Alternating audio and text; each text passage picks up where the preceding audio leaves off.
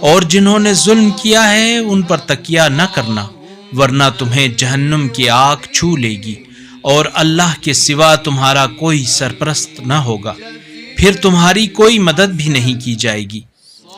اور نماز قائم کرو، دن کے دونوں سروں اور رات کے کچھ حصوں میں، نیکیاں بے شک برائیوں کو دور کر دیتی ہیں۔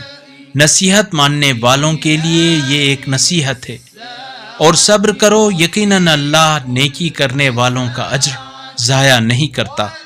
تم سے پہلے قوموں میں عقل و خرد والے کیوں نہیں رہے جو زمین میں فساد پھیلانے سے منع کرتے، سوائے ان چند افراد کے جنہیں ہم نے ان میں سے بچا لیا تھا، اور ظالم لوگ ان چیزوں کے پیچھے لگے رہے جن میں عیش و نوش تھا، اور وہ جرائم پیشہ لوگ تھے۔ اور آپ کا رب ان بستیوں کو ناحق تباہ نہیں کرتا اگر ان کے رہنے والے اصلاح پسند ہوں۔